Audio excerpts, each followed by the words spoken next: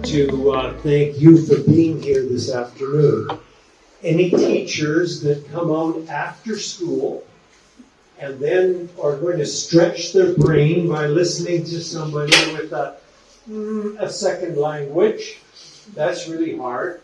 But I want to talk about something that will stretch your brain even if your first language is English. So your brain may go home a bit tired, but I hope you'll come back tomorrow and we'll keep working at it. One of my goals is to get you thinking. Now, some people like to think. Other people say, oh, don't bother me with thinking. Just tell me what to do. I want you to think because I think God made us that way. And so I want you to be able to develop that. And I'm going to tell you a fair bit about my story because my story is what God has done in my life.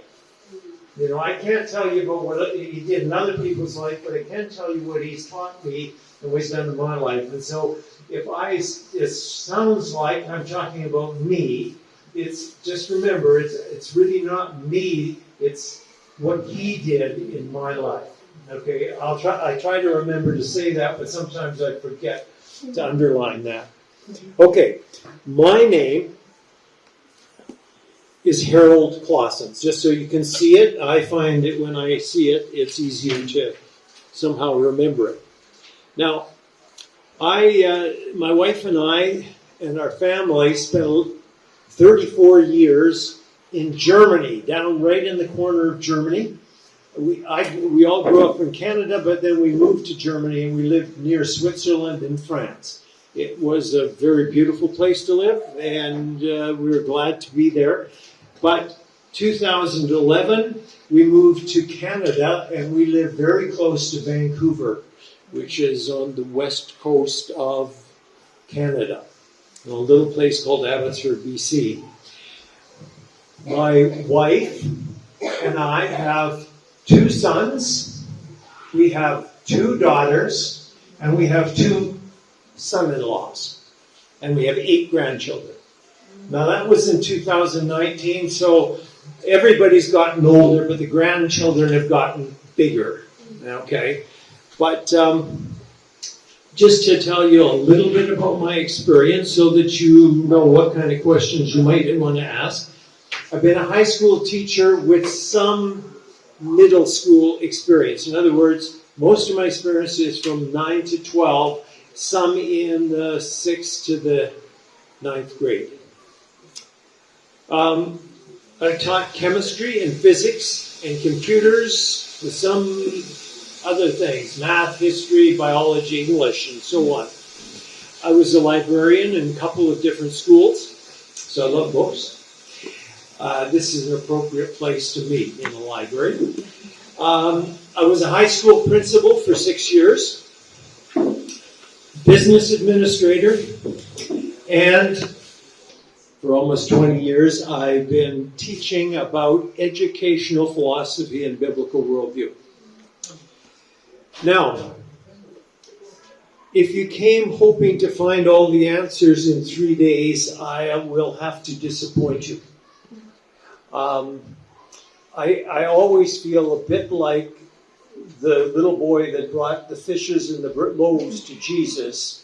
There were 5,000 people to feed, and there was only a little bit. And they said, what's this? This isn't good enough to feed everyone. And I don't have all the answers, but God does. And all I can do is bring you a little bit and ask that Jesus will take that little bit and help use it in your classroom. Okay? Now, you may be like the disciples. You have to take the little bit and go and use it and give it out to other people, and then He keeps multiplying it and meets the needs. Now, it was almost exactly in these days, 55 years since God called me to be a missionary teacher. It came at a real important part of my life. I love science, but I spent a year in university, and then I'd gone to Bible college, and I was trying for 1 year, and I was trying to figure out what do I do next. do I go back to university and study science, or do I continue studying the Bible and preparing to be a preacher or a missionary someplace or something? And I didn't know what to do. But God said, I want you to be a missionary teacher. And I've been learning for 55 years what that means. But at the beginning, I thought that means, well, teacher. I know what a teacher is. I've been going to school, for many, many years, all the way through. And so I know what a teacher is. And missionaries, well, they're a person that go to other countries and learn a different language and tell people about Jesus. And so if I'm going to be a missionary teacher, I'm going to have to study the Bible and continue studying the Bible. Then I can go back to university and I can study science, become a teacher, and somehow we'll put those two things together. And that was an important step, but like I said, I didn't really know what it was. On this road, it's been not very straight. All kinds of curves. It might be like some roads that they're not just straight from here to there. And often I didn't know what was coming next. I was just going and following the road. And unfortunately, it didn't always look beautiful. Sometimes the road was kind of through the desert, and it just rots and everything else, and you're just trying to figure out where this is, how you get to become God's kind of missionary teacher. I discovered, first of all, that it takes a long time. Now, how many of you have been teaching over 10 years? I didn't catch that before. A couple of people. Okay.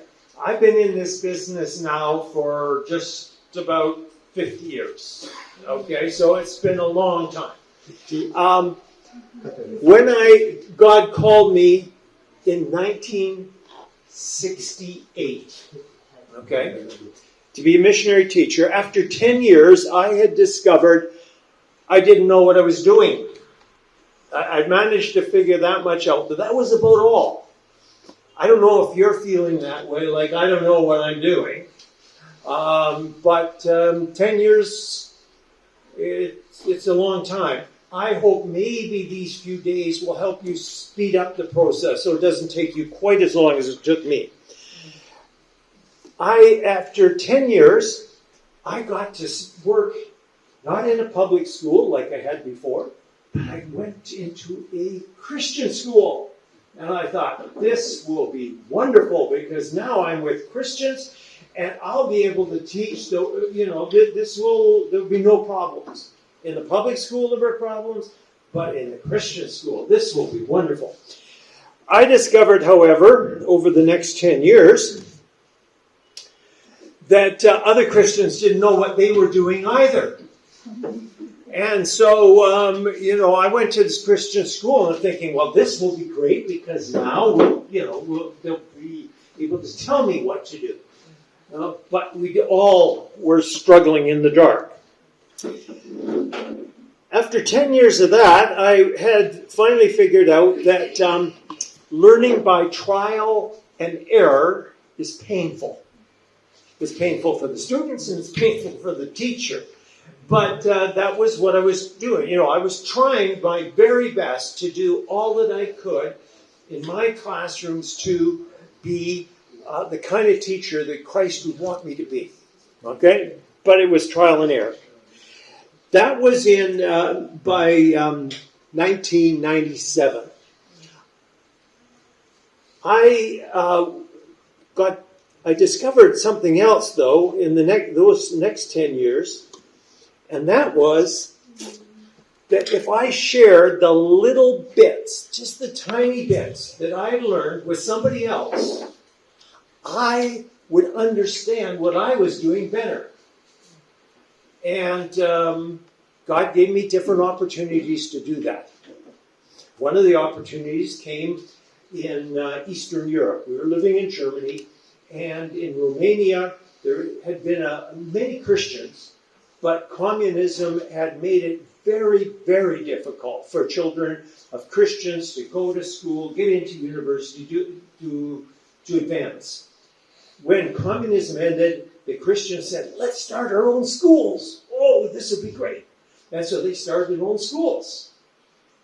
After a year, I said, I wonder what the difference is between our school and the other schools. I mean, they had schools, and they were started by the church, and there were Christians in the classroom, but they said, well, it's really not any different. We're not doing anything different than anybody else is. And that doesn't seem right. So they came to the school where I was teaching at, and we'd been at that for almost 40 years already at that school. And they said, tell us how to do it right. They didn't know that other Christians don't know what they're doing either. And so, but, they ask, and you're supposed to say something. And so we began talking and trying to explain what bit we knew. And through that process, God began to teach me. But now, over these last years, I've gone to many places to talk to other people, but I've discovered I still have lots to learn. I was just reading a book on the airplane flying over here, and I said, wow, this is so good. I should tell people all this stuff. And this other book, there's always something new to learn. And so if you're in this process, maybe you're feeling like you're here, or maybe you're discovering other people, I wish somebody would help me, or you're trying, but it's not going very well. I'd encourage you to move as quickly as you can to share what you've learned with somebody else. And we're going to start tonight. Okay? Your assignment tonight is you have to tell somebody what you learned today. Okay? Whoops. Just that. Okay.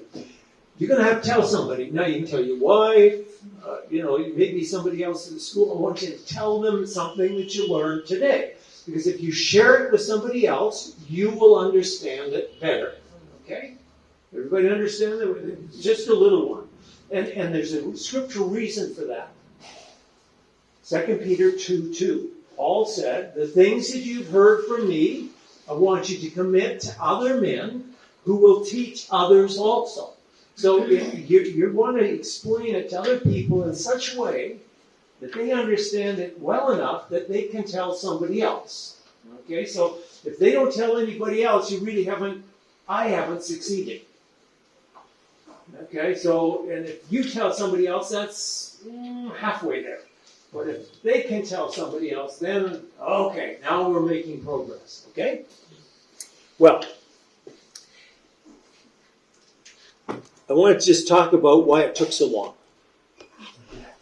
Why did it take 40, 50 years to make progress? You think, well, my goodness, if you're halfway intelligent and you're and you're trying to do what God wants you to do, you should be able to make some progress a little faster than that.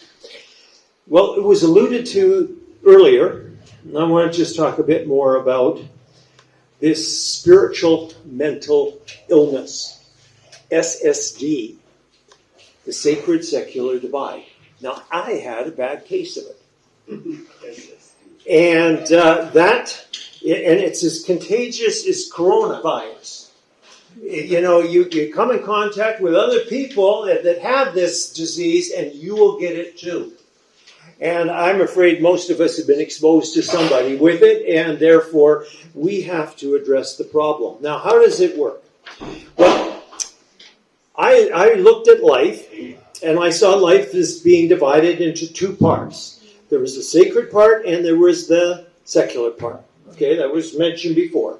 And the sacred part is all the stuff that pertains to spiritual things, the eternal, the unchanging things that have to do with God. And the secular part, well, that's the things that are to do with the physical world, the temporal world, the world of man on earth. In other words, the God stuff and the ordinary stuff. Okay, and that was the two parts. Now, the problem was, how do you divide your life up into these two parts?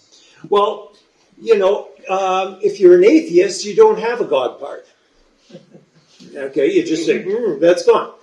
Now, if you're a not very good Christian, you have a little God part, And you have a big, not God part. There we go. But if you were going to be a real good Christian, well, you'd have a big God part, right? And a little bit of part for ordinary. But most of us would like to say, well, maybe I could just kind of get downs, a little bit half and half.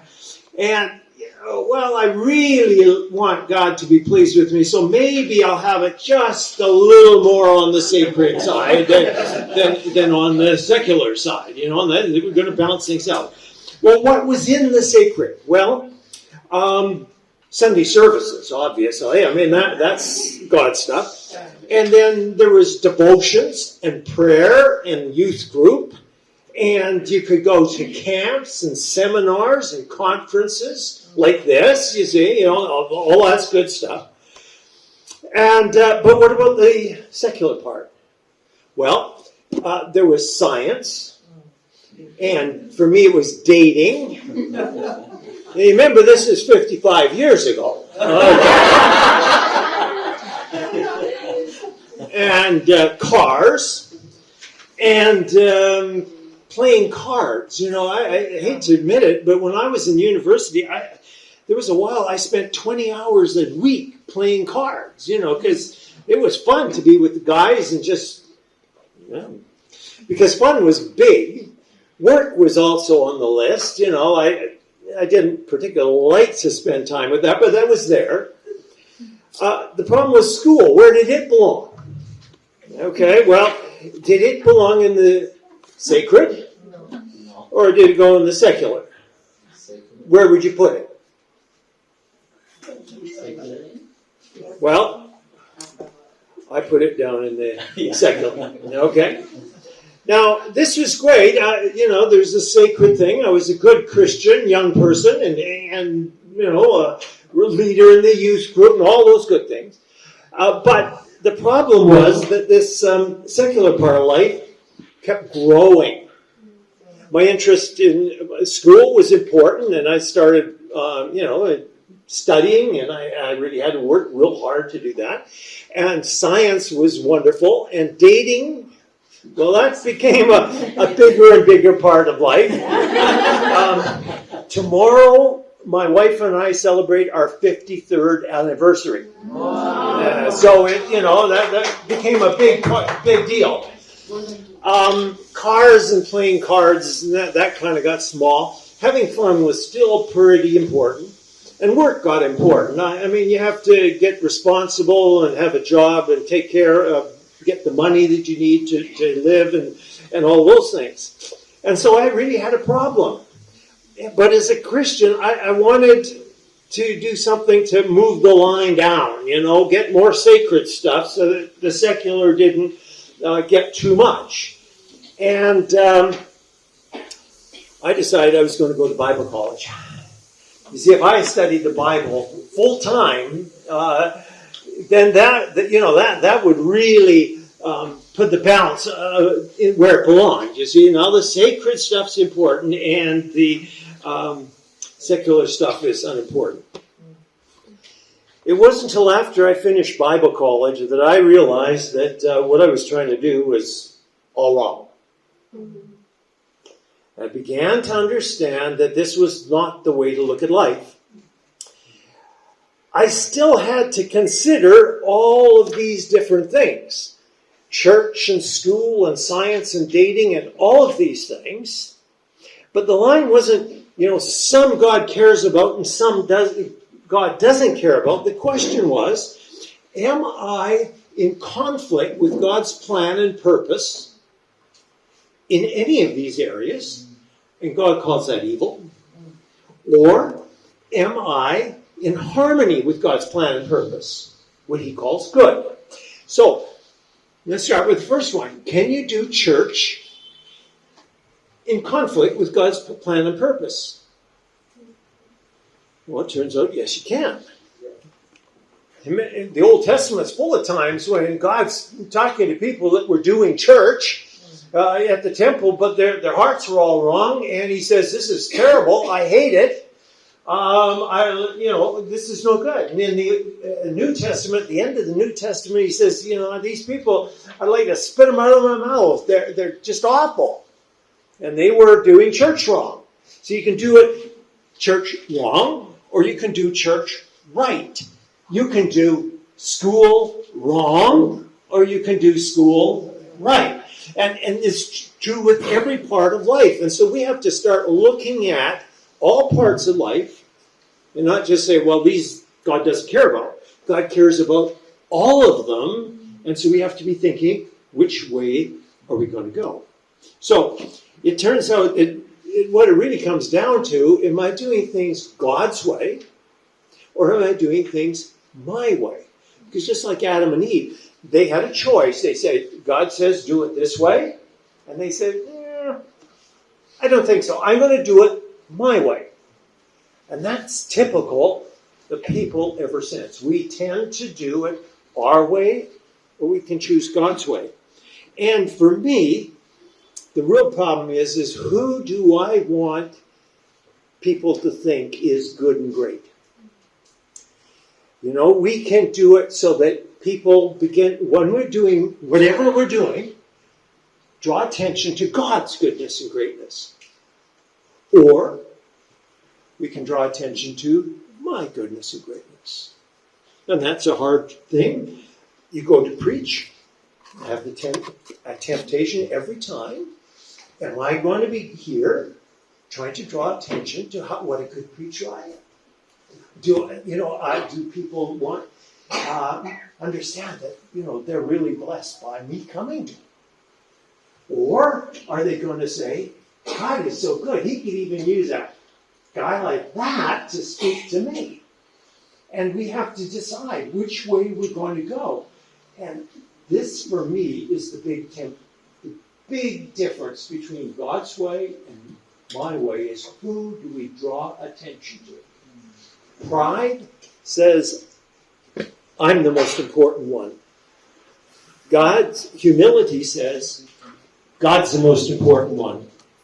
Wonder about education. Which one do we draw attention to? What about schools? Which one do we draw attention to? How much of our school life draws attention to who's the best student? Who's the best teacher? Who's the best school? And how much draws attention to God? And that's a choice we have to make.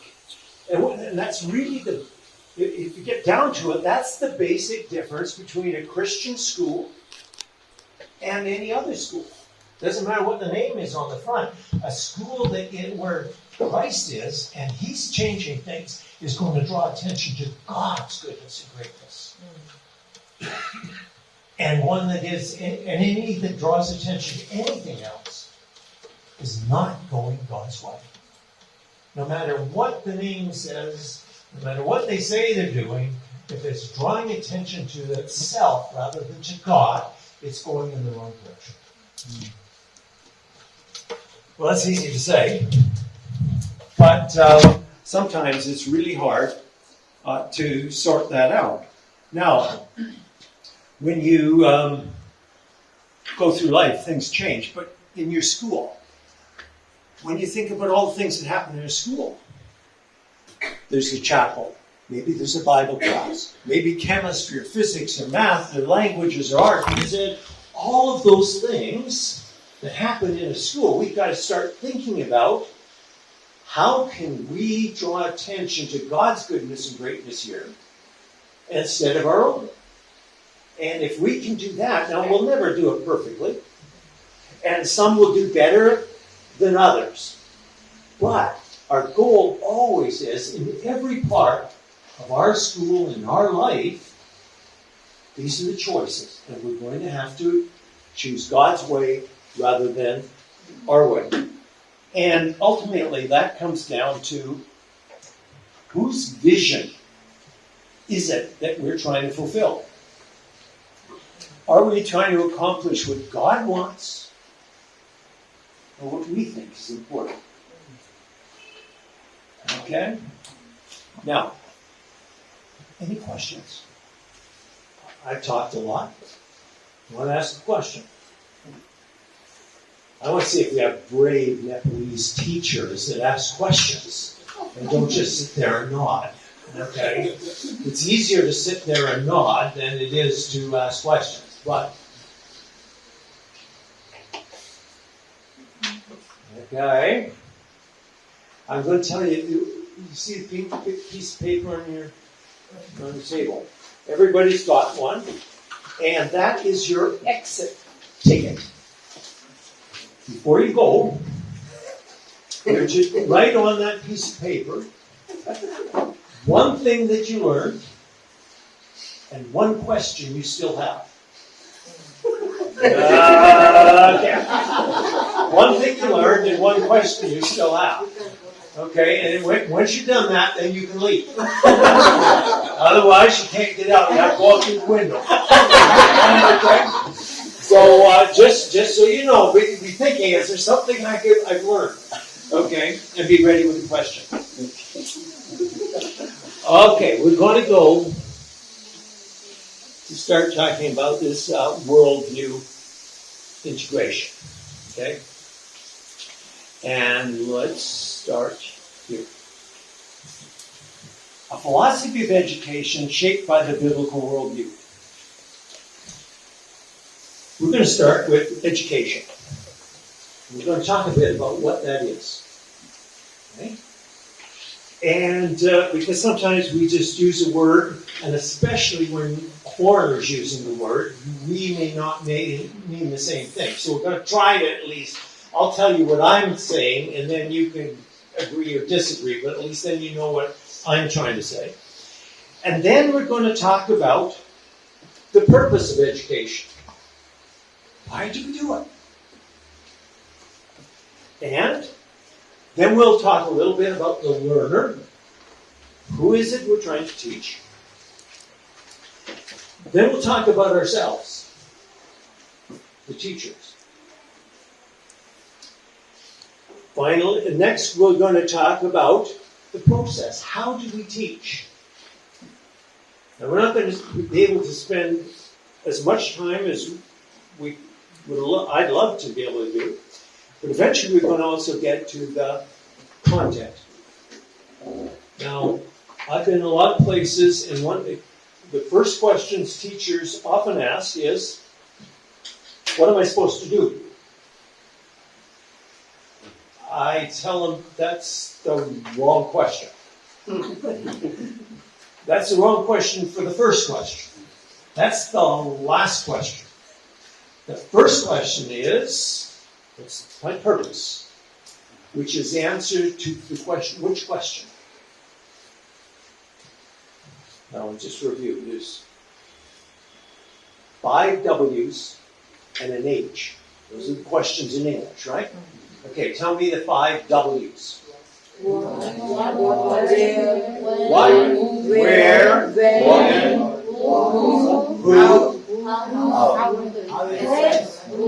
I heard it, but I hadn't said it. Why? Okay, somebody said that. That's a 5. Okay, and what's the H? How? Okay, I try to remember them with my hand. Okay, the most important of the questions is why?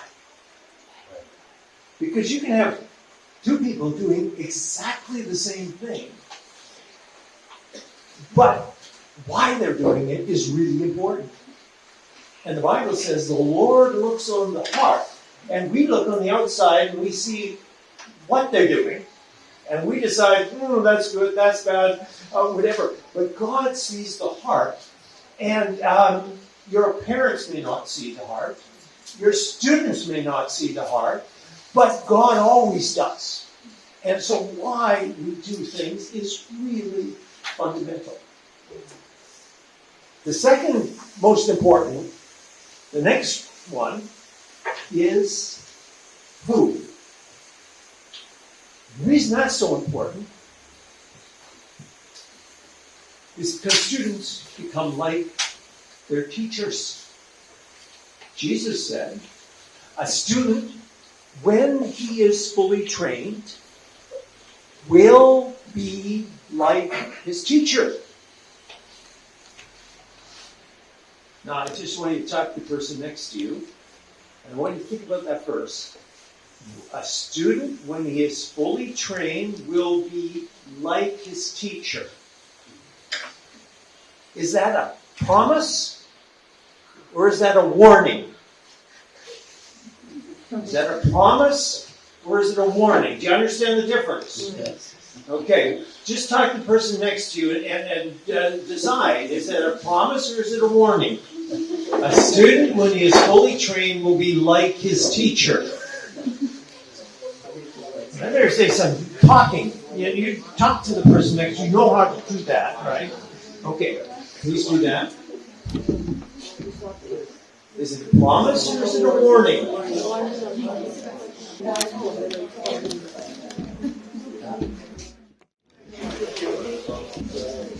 And then remember, the most important follow-up is why.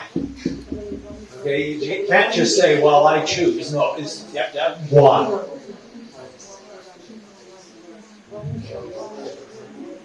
Okay, we're going to have a vote. How many say that it is a promise? Nobody thinks it's a promise. Oh, there's a few. Okay, that's good.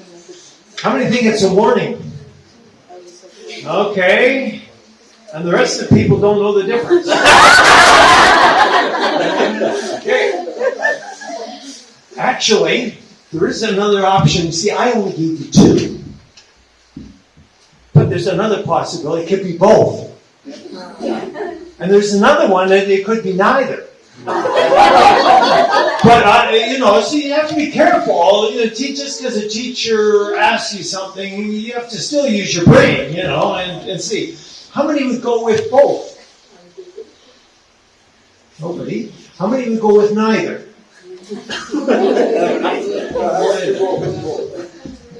Both. Yeah. When you said it's a promise, somebody had said promise, tell me why.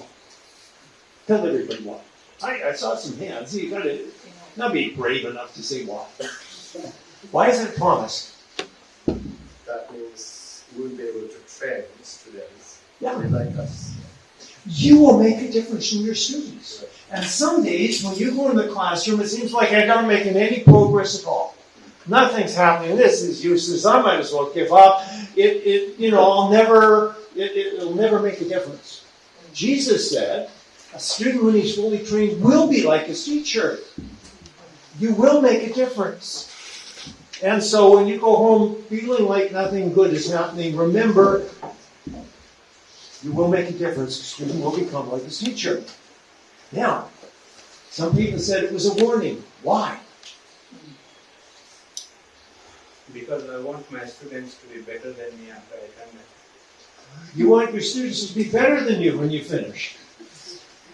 Well, Jesus said it didn't say that you can make students better than you are. But you can make them as bad as you are. If I'm a lazy person and I don't really like to learn, I don't like to read books.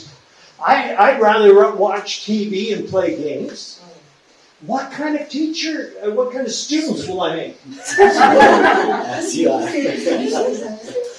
Lazy ones that don't like to read, would rather play games, and don't want to learn.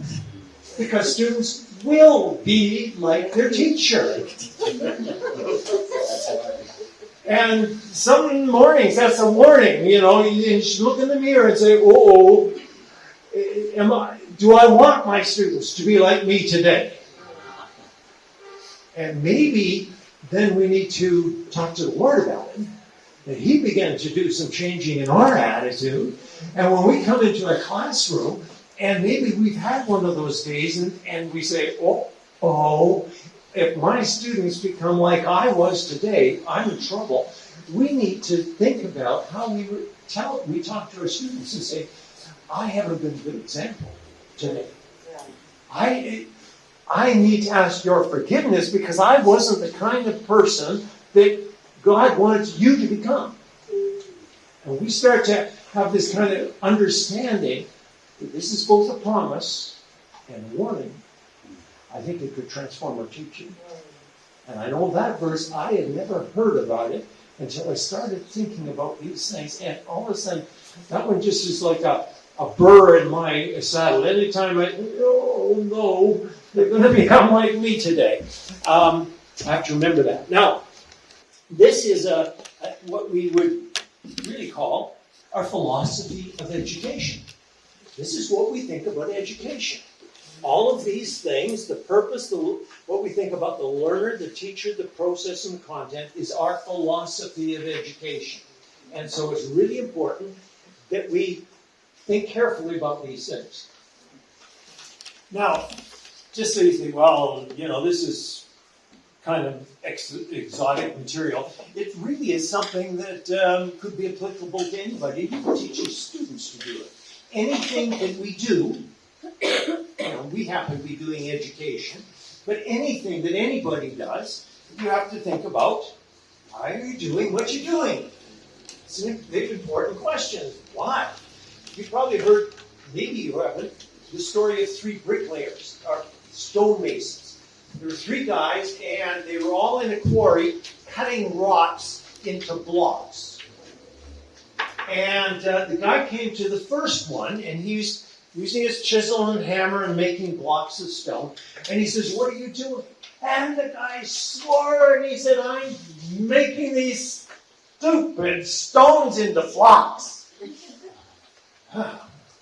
So he went to the second guy. He's doing exactly the same thing. And he says, "What are you doing?"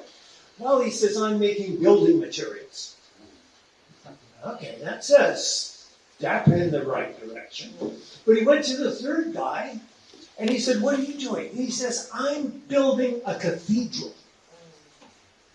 He was part of a grand process, and he understood that, why he was doing what he was doing, and it made all the difference in the world. And so the why is exceedingly important for anybody, not just teachers. Now, next is, who do you serve? We do things, but the real question isn't, what about us? The first question is, who are we serving? What are we really trying to do for someone else? And then who's doing it? We have to understand ourselves and how the strengths and weaknesses and all that we bring to that process. Then we can worry about how we'll do it and what you will do. So these are things everybody has to consider. These are not just specials for teachers. They really do apply for everything. But we want to go back to that education, and we want an education that really makes a difference. Not only for this life, but for eternity. We want transformational education. Lives truly transformed. And that involves Christ. If Christ is not involved in our education, it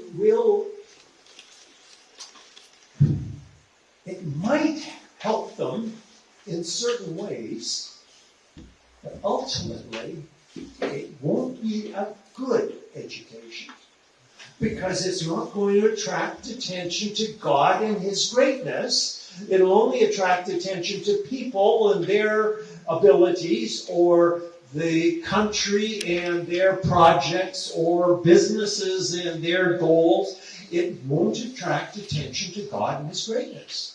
So it's really not good. And Jesus said, can you call anything good except God? If God isn't involved, it's really not good. And so we need to think about Christ in our education. And then we have Christ in education. But it's not just kind of in the middle. Christ has to be part of everything. We need Christ in the purpose. We need Christ involved in our understanding of the learner, the teacher, the process, and the content. And that is going to make our education something that is really transformational. Now, One of the things we want to do to talk a little bit about, we'll just kind of introduce it, and tomorrow we'll follow up. A real important question whenever you talk to somebody is, what do you mean by that? Okay, it's a great question. It's particularly helpful even if there are people that are hostile and against you. You can, and they're saying all kinds of nasty things, and you just kind of say, well, excuse me, could you explain what you mean by that? And sometimes people have just gotten borrowed words that they've heard from somebody else, and so they say, all Christians are, or the Bible is, or whatever. They say something, but they really don't know what they're talking about exactly.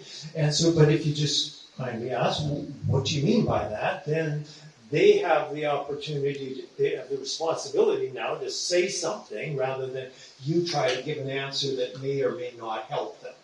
And so that's a real good question. But we want to, in communication, think about some words. And we're going to spend some time talking about education, because obviously we have to get that one right. We're going to talk about mission and vision. I began to realize how important these were. They're very much tied up with purpose, the why. But a couple of years ago, I couldn't tell you the difference between the two. It turns out in English, almost every business or somebody talks about mission and vision statements. And our organization was doing mission and vision statements. Now, I didn't have a clue what the difference was and why they were important. But I discovered that they are really, really important. We went too far. We'll go back one. We're going to talk about philosophy, worldview, and biblical worldview. Okay, so we'll define these things so that at least you understand what I'm talking about. Okay, the first one that we're going to talk about is education. And what is education? I thought about that. What is education? Well, I tried to sort of put down what I thought about it. I don't think it's everything that you learn is education. Okay? Learning is very big. Education is as we say in mathematics, it's a subset. It's part of our learning. Okay? It's a really important part. And it's not exactly the same thing as training. And I do like the term teacher education rather than teacher training, because training has to do with doing rather than thinking. Okay, so the education involves more thinking than just doing. You have to think about what you're doing, but you could do things without thinking about it. So that's a separate part. And then there's schooling. Now, sometimes we take education, we automatically think of schools. But I think there is some education that happens in other places as well. But that would be part of my thinking about education. So, it's a bit of it. Now, here's two possibilities. Education is a process of preparing people for life, or education is a process of preparing people for a job. Which are you doing? Okay?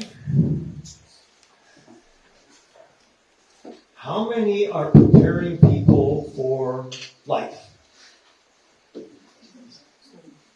Oh, one person. Oh, there's 2, 3, 4. There's a few. Okay, how many people are preparing students for a job? Okay, and there's one person that's doing that, and the others, they don't know what they're doing. They're not sure. Okay. Remember what I said before? Don't get caught. It doesn't have to be either or. Somebody that said they're preparing people for life. Can you tell me why? That's an important question. Why? You say it's important for life. There's 2 or 3 of you. Somebody, why do you say it's for life?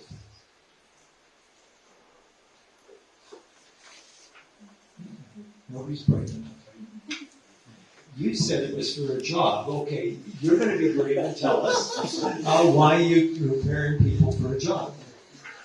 As I'm teaching as a secondary level teaching, because like most of the time I need to focus on the context, like those who are in the book, and it is also preparing for the exam. Mostly, like what I feel is that as preparing students, I am preparing those students for the exam means it is somehow they are preparing for the job as well. That is why I'm saying. Okay. Which do your parents think is most important? Job or support Pardon me? for life. For life. You sure? I've seen a lot of parents that said, we're sending our kids to your school so that they will be able to get into university and get a good job. You see, but these are 2 maybe different purposes. And which are you doing is an important question. How would your students know what you were doing?